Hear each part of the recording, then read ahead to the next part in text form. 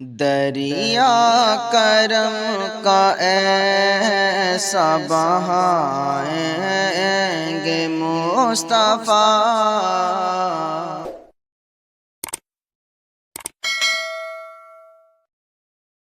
الرحیم صلی اللہ تعالی علیہ وسلم ان کے درمیان رمضان المبارک کی برکتیں بیان کرتے، رمضان شریف کی فضیلتیں بیان کرتے، رمضان المبارک کی اہمیت بیان کرتے۔ ایک مرتبہ اللہ کے محبوب مصطفیٰ جان رحمت صلی اللہ علیہ وسلم فرماتے ہیں، اے میرے صحابہ، اب تم پر ایک ایسا مہینہ جلوگر ہونے والا ہے کہ جس کی پہلی رات کی شان یہ ہے، جس کی پہلی رات کا مقام اور مرتبہ یہ ہے کہ جب ماہ رمضان کی پہلی رات آتی ہے تو آسمانوں کے دروازے کھول دیے جاتے ہیں، جنت کے دروازے کھول دیے جاتے ہیں، جہنم کے دروازے بند کر دیے جاتے ہیں، اور عرش کے نیچے سے ایک ہوا چلتی ہے، اور وہ ہوا جب رحمت کی ہوا چلتی ہے تو اللہ اس رات اپنے بندوں کو پیار کی نظر سے دیکھتا ہے، محبت کی نظر سے دیکھتا ہے، اور اللہ کی محبت کی نظر جس بندے پر پڑ جاتی ہے اللہ اس پر جہنم کی آگ کو حرام فرما دیتا ہے۔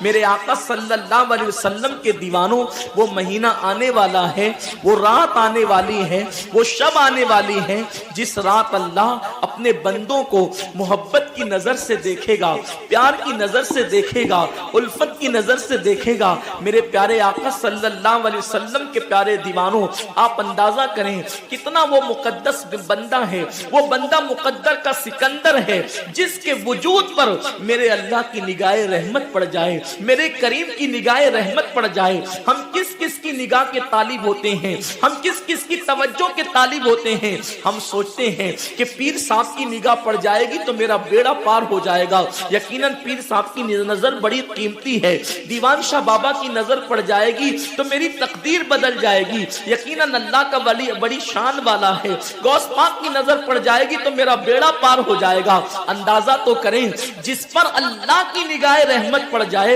اور وہ رمضان شریف کی پہلی رات میں ہوتا ہے کہ اللہ اپنے بندوں کو پیار کی نظر سے دیکھتا ہے، اللہ اپنے بندوں کو محبت کی نظر سے دیکھتا ہے، اور خدا کی نگاہ رحمت جس پر پڑ گئی پھر اس کو جہنم کی آگ چھو نہیں سکتی، اس کو جہنم کی آگ جو ہے اس کو جلا نہیں سکتی۔ لیکن کتنے افسوس کی بات ہے، ماہ رمضان شریف کی ایسی برکت والی رحمتوں بھری رات آتی ہے، اور وہ پہلی رات آتی ہے، اور اس رات میں ہم کیا کر رہے ہوتے ہیں؟ اس رات میں ہمارا حال یہ ہوتا ہے کہ ہم ہوٹل پہ بیٹھ کر ٹائم پاس کر رہے ہوتے ہیں، اس وقت ہم گھروں کے اندر بیٹھے ہوتے ہیں اور وقت کو ضائع کر رہے ہوتے ہیں۔ اور اب تو حال یہ ہو گیا ہے کہ ساری چیزوں سے تعلق توڑ کر ہم نے سارے رشتے اپنے موبائل سے جوڑ لیے ہیں۔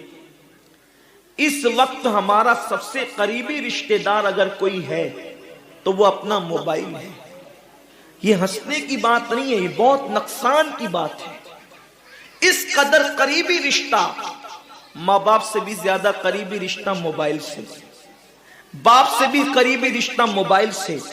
بیوی سے بھی زیادہ قریبی رشتہ موبائل سے۔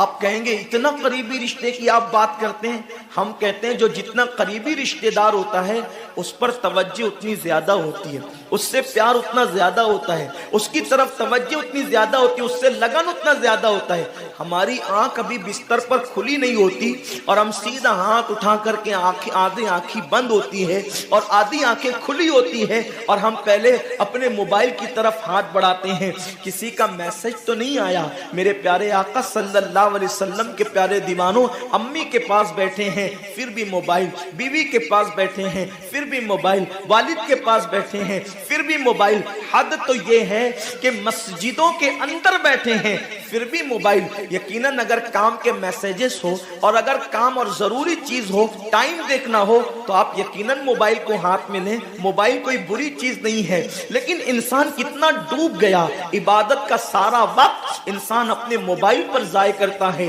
وقت کی قلت، انسان بار بار بار شکایت کرتا ہے وقت کی قلت دامنگیر ہے، ٹائم میرے پاس نہیں ہے، وقت میرے پاس نہیں ہے، میں بہت مصروف ہو گیا ہوں، میں بہت بزی ہو گیا ہوں، لیکن اس کو دیکھو کہ رات کے 2-2 3-3 بجے تک کے آن لائن رہتا ہے بلا ضرورت ہے تو کوئی بات نہیں، بلا ضرورت میرے آقا صلی اللہ علیہ وسلم کے دیوانوں، موت کی تلوار ہمارے سروں پہ لٹک رہی ہے اور ہمیں جلد سے جلد موت کی تیاری کرنا ہے۔ صوفیہ فرماتے ہیں جیسے سورج غروب ہونے والا ہوتا ہے تو کسان نظر سورج پر رکھتا ہے اور جلدی جلدی کام نپٹانے کی کوشش کرتا ہے، اس کو یاد ہے یہ بات، اس کے ذہن میں یہ بات کہ آج کا سورج غروب ہونے سے پہلے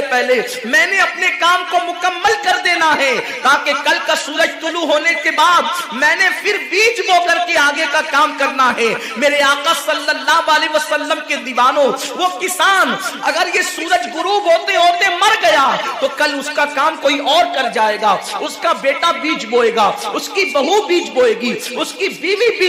بیج بوئے گی، اس کے رشتہ دار بیج بوئیں گے۔ لیکن یاد رکھنا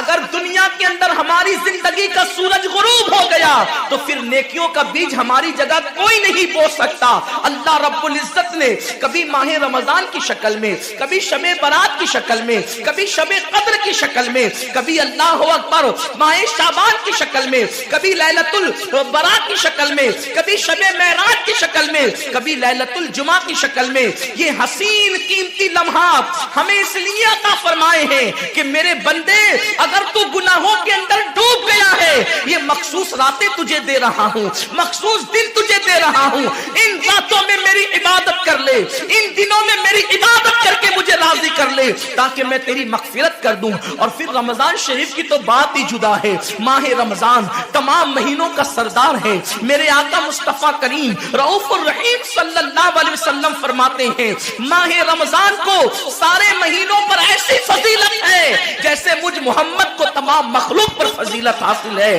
میرے آقا فرماتے ہیں ماہ رمضان شریف میں اگر تم ایک نیکی کرتے ہو تو اللہ تمہیں 70 کا ثواب عطا کرتا ہے، اور تمہارا خلوص بڑھ جاتا ہے تو اللہ تمہیں ایک نیکی کا 1000 عطا کرتا ہے، اخلاص اور بڑھتا ہے تو اللہ ایک نیکی پر تمہیں بے حساب ثواب عطا کرتا ہے، اس کا کوئی حساب ہی نہیں ہوتا۔ آقا کریم رؤوف الرحیم صلی اللہ علیہ وسلم فرماتے ہیں یہ ماہ رمضان کیا ہے؟ اللہ کے محبوب مصطفیٰ کریم صلی اللہ علیہ وآلہ وسلم ماہ رمضان شریف کے روزوں کی اہمیت بیان کرتے ہوئے فرماتے ہیں کہ ماہ رمضان شریف کا ایک روزہ اگر کوئی چھوڑ دے اور پھر ساری زندگی اس کے بدلے میں روزہ رکھے تو ساری زندگی کے روزے اس ایک ماہ رمضان کے روزے کے برابر نہیں ہو سکتے۔ یہ ماہ رمضان شریف کے روزے کو فضیلت حاصل ہے، اور اللہ کے حبیب صلی اللہ علیہ وسلم فرماتے ہیں جو ماہ رمضان شریف میں عبادت کر کے اپنی بخشش نہیں کروا سکتا، اپنی مغفرت نہیں کروا سکتا، پھر اس کو کبھی موقع نہیں ملتا کہ وہ اپنی مغفرت کا سامان کرے۔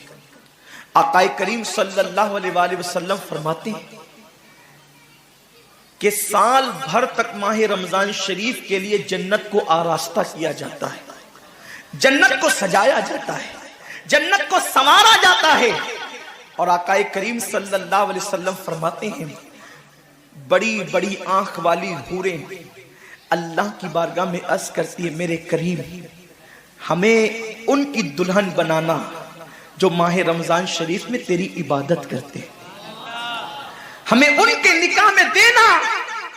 جو ماہ رمضان شریف کی راتوں کو جگ کر کے تجھے منانے کی کوشش کرتے ہیں۔ آقا کریم صلی اللہ علیہ وسلم فرماتے ہیں اگر کوئی بندہ ماہ رمضان میں زنا سے بچے، شراب سے بچے، جھوٹ سے بچے، کسی کو تہمت لگانے سے بچے، اور ماہ رمضان شریف کا احترام کرتے ہوئے گناہوں سے بچے تو اللہ تبارک و تعالی ہر رات کے بدلے، رمضان شریف کی ہر رات کے بدلے 100 حوروں کے ساتھ اس کا نکاح فرمائے گا۔ یعنی 30 راتیں ہیں تو 100 حوروں کے ساتھ اس کا نکاح ہوگا۔ اور آقا کریم صلی اللہ علیہ وسلم فرماتے ہیں ماہ رمضان شریف کا احترام جو کرے اور احترام ماہ رمضان میں جو لغویات اور خرافات کو ترک کر دے، جو گناہوں کو چھوڑ دے،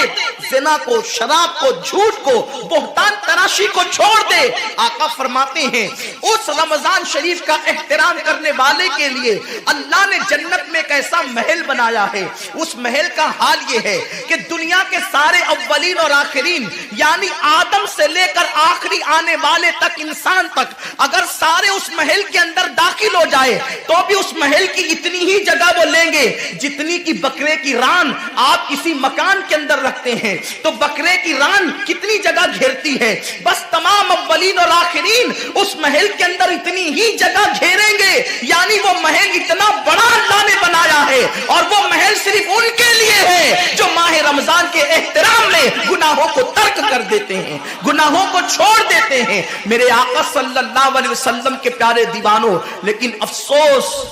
हम और दिनों की तरह माह रमजान शरीफ की रातों को जाय कर देते।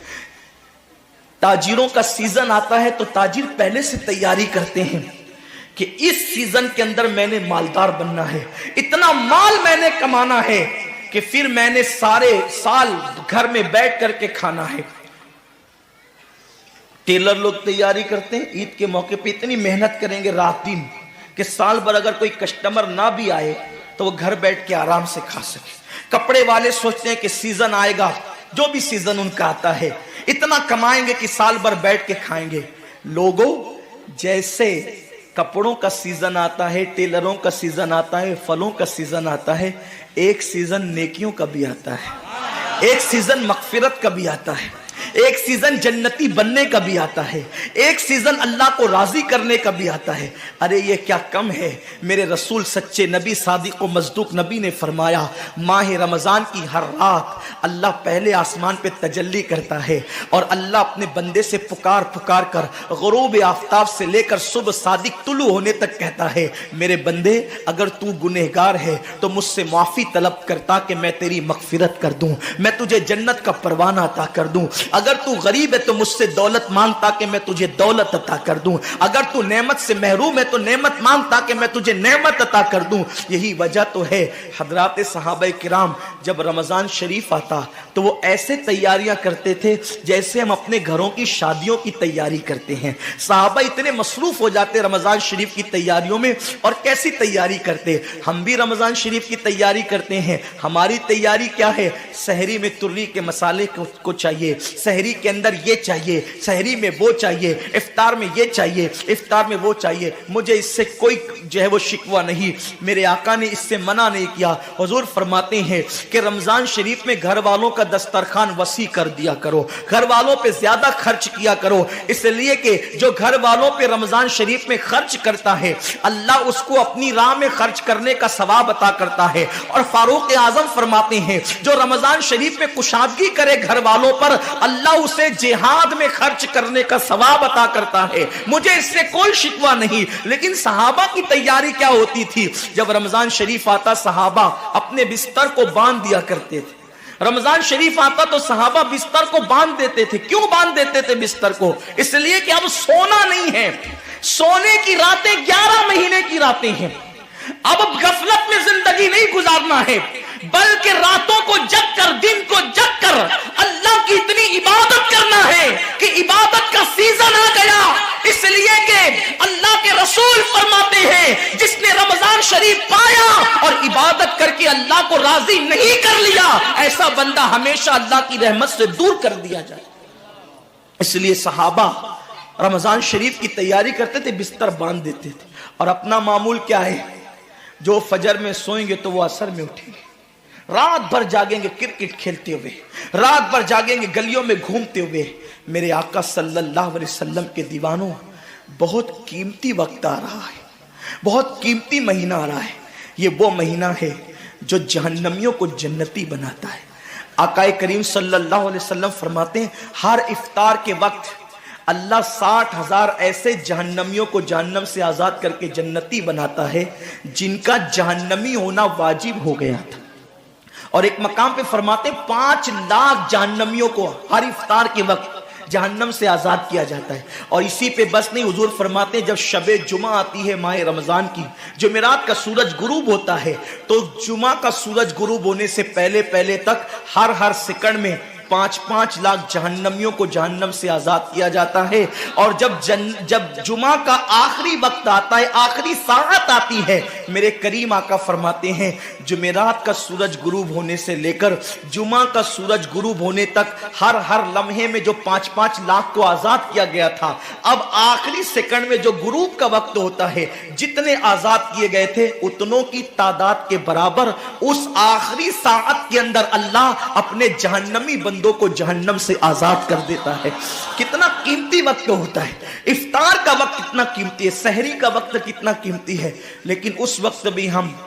کہاں لگے ہوتے۔ اب تو لوگوں نے ٹی وی چینلوں پر پروگرامات شروع کر دیے، دینی پروگرامات۔ مجھے دینی پروگرامات اگر ٹی وی پہ نشر ہوتے ہیں تو اس سے کوئی اختلاف نہیں ہے۔